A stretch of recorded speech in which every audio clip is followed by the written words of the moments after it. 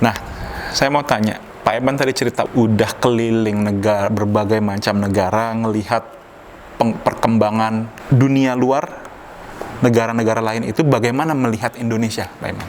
Artinya secara kita dinilai oleh masyarakat asing tuh menggiurkan atau tidak, bagus atau tidak, gitu Pak. Ya, kiprah di kita di FIABSI itu bisa sebenarnya menggambarkan itu juga.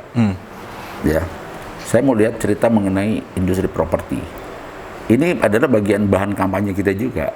Bahan kampanye saya waktu mau jadi Asia Pasifik dan lain-lain lah. Dan mereka melihat bahwa kita ini sesuatu area regional ataupun negara yang patut diperhitungkan dalam arti didengar suaranya gitu ya. Saya bilang bahwa Asia Pasifik itu adalah dihuni oleh setengah penduduk dunia. Asia Pasifik setengah penduduk dunia. Ya. Separuhnya dunia ada di Asia Pasifik ya. Dahsyat juga ya. RRC ya. India betul. Itu udah 2,6 miliar. Kalau sekarang penduduk dunia itu misalnya 8 miliar, Indonesia udah 260 juta ya. Terus kemudian Vietnam udah 60 juta. Ya. Banyak sekali gitu. Dan hampir ini 4 miliar 3 sampai 4 miliar penduduk dunia itu berada di Asia Pasifik. Nah, khusus mengenai Asia Tenggara, kita ini kan sebagian besar adalah negara-negara yang baru berkembang. Industri properti, kenapa sih ada industri ini timbul? Karena kan ini untuk services, fasilitas untuk manusia. Kita cerita bahwa di Indonesia khususnya pertumbuhan penduduk Indonesia itu adalah 1%. Pertumbuhan per tahun. 1% per tahun. Artinya ada 3 juta bayi lahir di Indonesia. Ada 3 juta manusia yang keluar, yang menambah, ya, menginjak bumi Indonesia. Itu baru di Indonesia, belum India dan lain-lain. Mereka kan butuh rumah, butuh fasilitas, dan butuh apa-apa gitu. Dan itu harus di-manage itu apa yang cerita tata ruang lah, cerita how to manage the people kan sebenarnya kan. Ada pertaniannya untuk supply misalnya ini kan, untuk ya macam-macam. Sebenarnya itu kan how to manage the people sebenarnya kan. Ya, pemerintah ini kan lagi memikirkan bagaimana penduduk Indonesia ini bisa sejahtera gitu kan. Orang-orang yang lahir 3 juta setiap tahun itu harus di-manage semuanya, dan karena mereka akan growing terus kan. Dan Indonesia sedang bergerak dari negara yang underdeveloped gitu ya, middle low ke middle, bisa ke middle up. Jadi negara-negara Asia ini adalah negara-negara yang kita bilangnya emerging country ya, negara-negara muncul, negara-negara yang akan jadi dahsyat. Suka apa tidak suka, di manage secara baik apa tidak, itu akan terjadi seperti itu. Tidak akan pernah tidak mau miskin seterusnya kan, kira-kira gitu. Ya buktinya sekarang pemerintah bikin macam-macam gitu ya, infrastruktur lah ya, kesana kemari, terus ada food estate, ada segala macam. Itu kan sebenarnya secara akumulasi suatu saat secara sadar apa tidak sadar menjadikan negara ini menjadi begitu besar sebenarnya kan. Besar sekali. Besar. Kita tidak sadar bahwa itu adalah menjadi seperti itu gitu ya, mungkin ya. Tapi orang lain melihatnya lain. Indonesia kok ini sekali gitu. Ini Indonesia sesuatu gitu. Ini ada emerging country, emerging region. Dan 40% kita cerita, 40% economic growth di dunia itu berada di Asia Pasifik. Bagaimana RRC maju, udah dulu juga Jepang gitu kan, Korea, ya kan, Singapura yang kecil aja begitu dahsyat gitu kan. Nah, Indonesia adalah mengintai penggede baru nih, calon penggede baru. Makanya per hari ini ya kita di FIABSI juga melihat selalu pendapat-pendapat kita ini Indonesia tuh harus didengar nih. Ini harus dipertimbangkan tuh, memang kita punya bonus demografis sebesar itu. Mau di manage oleh siapapun ini akan secara alamiah akan kita harus growing gitu. Karena semua pemimpin Indonesia yang akan memimpin Indonesia dari sekarang sampai nanti akan mau menciptakan Indonesia ini growing, sudah pasti itu. Mau katakanlah dengan cara apapun, kan sekarang kan infrastruktur gitu ya. Nanti mungkin growth po ekonominya mungkin kan. Ya kan, karena infrastruktur sudah selesai ya. Kalau di Eropa, Pak. Rio, sorry. Iya. Mereka sudah settle semua, selesai. Penduduknya sudah tidak bertambah, ekonominya juga mungkin ya tinggal di-maintain. Nggak ada pengembangan besar di sana. Iya. Butuh rumah semua, rumah udah terpenuhi semua, penduduknya tidak bertambah. Iya. Dia mau kerja apa lagi? Ngapain lagi? Gitu. Industri properti juga tidak. Jadi mereka tuh ya kalau industri properti di sana paling bekas pabrik yang jelek dijadiin bagusin. Refurbish. Nah, terus ini ada idenya selalu begitu ya. Terus kemudian bagaimana how to manage istilahnya tuh environmental ya greenhouse apa segala macam gitu kan, green building. Jadi hal yang seperti itu, tapi kan dampaknya tidak sedahsyat kalau ekonomi kita gitu. Tiba-tiba 1 juta rumah setahun gitu kan, kira-kira ya kita bikin, mereka bingung sekali. Saya bilang di Greater Jakarta ini ada 34 kota baru Jabodetabek yang dibangun dari mulai 500 hektar sampai 6.000 hektar. Ada mixed use development baru ya, kalau kita bilang kota-kota baru gitu. Wah, begitu-gitunya iya, saya bilang. Grup-grup kita ada yang 2.000 hektar, ada wah mereka bingung juga. Wah gila ya, pengembang di Indonesia itu kayaknya pegangnya tuh 1.000 hektar, 2.000 hektar gitu. 5.000 unit. Jadi kita partai-partai besar. Nah, saat mereka datang ke Bali, nah ini cerita Viabsi cerita waktu di Dubai 2018 Mei Kongres. Saya bilang sama Pak Rusman ini lagi, bagaimana caranya yang namanya Desember Business Meeting, yang acara Desemberan Viabsi itu bisa ke Indonesia, bawa ke sini. Karena itu adalah seolah dalam tanda petik tabu. Jadi yang namanya Desember Meeting itu hanya berada di Eropa, tidak pernah keluar dari Eropa. Selama 36 kali. Jadi Desember Meeting itu sudah 36 kali. Kalau Kongres kan sudah hampir 70 kali. Ya, per tahun. Ini ada 35 kali. Sebagai ketua Viabsi dari Asia Pasifik,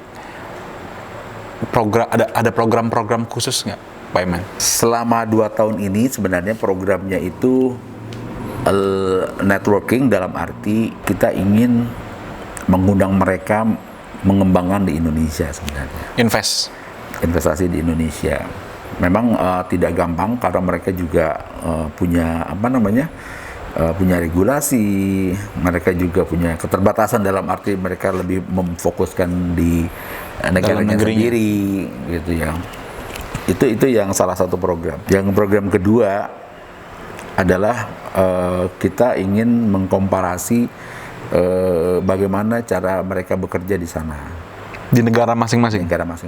Kita banyak belajar sebenarnya mengenai regulasi, ya, mengenai teknologi, mengenai banyak hal lah. Walaupun sebenarnya kita juga punya kelebihan dalam arti kita di sistem market dan lain-lain ya. Kiat-kiat ini kita belum sampaikan ke pemerintah, tapi paling nggak di antar developer kita dengan mereka itu sudah kita lakukan seperti itu. Misalnya, gimana sih kalau green building gitu misalnya, teknologinya seperti apa, desainnya seperti apa gitu. Itu kita sudah bicara sampai ke sana. Nah, kalau misalnya dari sisi investasi sebenarnya kita tidak dengan developernya, tapi dengan unsur-unsur lain dari mereka ya. Jadi financial institutionnya juga bisa masuk ke mereka. Memang sayangnya sekarang ini belum sampai langsung ke properti. Ya, kan lebih ke infrastruktur apa. Jadi saya bilang apa aja lah sebenarnya. Yang penting Anda bisa masukin uang ke Indonesia gitu, membantu kita menciptakan lapangan kerja di sini. Saya pikir sih itu nggak ada masalah. Memang kan ada 1-2 kali kita memfasilitasi pengembang di sini bekerja sama dengan institusi keuangan, bukan pengembang lagi sih. Karena masalah development gitu kita juga kan sudah tidak ketinggalan kan. Development ini kan kita punya knowledge-nya ya, tapi kita masih membutuhkan investasinya. Kapitalnya yang dari sana. Jadi beberapa waktu di Bali itu ada 3-4 signing ya, cukup besar sih dulu waktu di Bali itu sampai 28 triliun ya. Yang hari itu yang potensinya dari 68 yang hari itu di engage gitu. Nah, itu 28 triliun masuk dan sekarang udah jalan gitu. Ada yang tambahan, ada yang baru ya. Dahsyat, luar biasa. Itu kalau dari investasi, Pak Eman. Pandangan Pak Eman kalau misalnya orang asing bisa memiliki atau beli properti di Indonesia itu gimana, Pak Eman? Itu salah satu tantangan kita semua. sebenarnya. Tantangan kita semua dalam arti pemerintah secara regulasi sebenarnya sudah oke. Ya, oke dalam arti secara paper itu sudah oke. Dalam arti misalnya kalau negara-negara ASEAN ya udah tidak usah pakai visa lagi. Tapi kalau misalnya negara-negara di luar ASEAN yang harus pakai visa, misalnya minimal visanya 30 hari misalnya, itu bisa masuk. Dari sisi notarisnya sebenarnya sudah bisa. Dari sisi pensertifikatan sebenarnya udah bisa, walaupun di sana kan masih ada namanya hak pakai dan lain-lain. Tapi prinsipnya udah bisa. Yang sekarang masih belum menjadi efektif adalah bagaimana kita mengkampanye ini, ya, membungkus ini secara terbuka, ya, secara masif gitu ya, bahwa ini memang bisa dilakukan. Karena transaksinya memang di beberapa tempat sudah ada. Ya. Cuman belum menjadi sebuah kayak apa ya istilahnya tuh, belum menjadi habit kali ya. Iya. Asing ya udah biasa. Kenapa kayak ginilah emansipasi wanita sebenarnya sudah terjadi. Yang mau jadi presiden sudah terjadi, yang menjadi ini sudah ada gitu kan. Tapi selalu kenapa harus diisukan emansipasi wanita karena memang mungkin ada beberapa isu mengenai bullying ya, mengenai apa ya, TKW di luar negeri kayak gitu-gitu kan masih masih menjadi isu terhadap kaum perempuan gitu ya. Jadi tetap harus diingatkan terus nih, kaum perempuan itu harus Anda muliakan. Rasul aja memuliakan para wanita gitu kan. Kenapa orang kita tidak bisa melawan itu?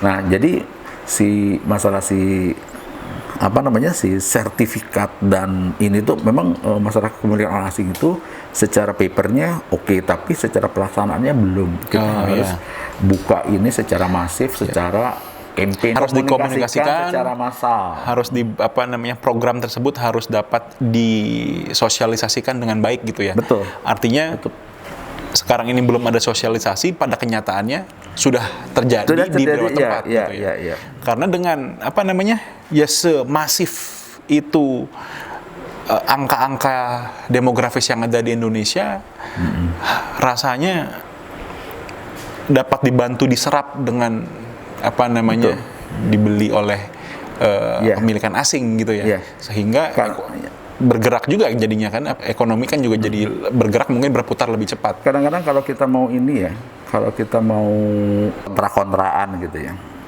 seharusnya kepemilikan asing itu lebih prioritaskan dibandingkan dengan investasi asing. Kepemilikan harus lebih diutamakan daripada investasi asing. Kenapa? Kalau kepemilikan asing itu adalah expenses dia untuk ke Indonesia. Dia beli di Indonesia. Kalau investasi asing, dia masukin uang ke Indonesia, tapi dia returnnya kan balik ke dia. Iya, betul. Marginnya ada masuk ke dia. Someday, some point akan ada uang yang ke dia. Kalau kalau kepemilikan uang dia ya masuk ke sini. Ini belum ada yang bicara seperti ini. Mungkin baru saya di sini nih kita ngomong di podcast nih. Selalu kita bicara investasi asing. Bagus. Investasi asing bagus dalam hal satu, bisa mengenerate pertumbuhan ekonomi. Ya kan? Bisa menciptakan lapangan kerja. Betul. Itu Tapi ada item yang marginnya balik lagi ke dia lah. Ya kan, walaupun mungkin secara company balik ke dia, tapi dia sebenarnya menginvestasi lagi di sini. Tapi kan kapital ini juga bisa dipakai di negara mana-mana. Marginnya dia. Nah, kita dapat 2 atau 3 deh dengan investasi asing itu, orang kita bisa kerja, multiplier efeknya ada. Kalau dia misalnya bikin kawasan industri, ya udah pastilah. Sekitarnya udah pasti tumbuh juga. Pasti tumbuh ya kan? Ya kan? Tapi margin ya ada yang balik ke sana lah. Tapi kalau yang namanya kepemilikan asing, dia beli. Kalau perusahaannya itu orang Indonesia, berarti orang Indonesia yang untung. Ya kan? Jadi dia expensesnya itu membelanja di sini gitu. Dan belanja di sini tentu saja kan ya ada visa lah dan macam-macam. Jadi seharusnya itu bisa juga artinya tidak ada uang yang keluar dari situ. Jadi itu uang datang gitu kan. Uang datang justru. Jadi itu uang datang sebenarnya kalau kita mau jujur ya. Karena semua item yang kepemilikan orang asing itu adalah uang datang. Dan properti kan nggak mungkin diangkut ke sana.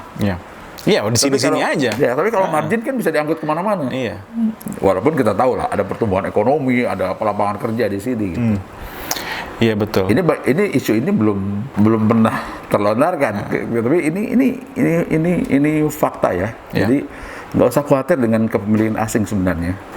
Ya selama secara paperwork itu diatur dengan jelas, Ya, dengan baik. Betul. Mungkin harus ada dampak-dampak atau efek-efek sosialnya yang harus diatur. Diatur Dan terlebih artinya gini, dahulu. ya tidak di sembarang tempat lah. Ya, gitu diatur. Ya. Diatur. Ya mungkin buat security dia juga kan. Ya. Mereka juga kalau di sembarang tempat dia juga pusing kalau ada friksi sosial dan macam-macam. Buat mereka juga sesuatu yang tidak mau terjadi gitu kan. Kalau kita datang ke negara orang, sesuatu yang asing, dia juga sangat takut gitu kan. Iya. Makanya harus di daerah-daerah tertentu yang memungkinkan dia itu bisa lebih convenient gitu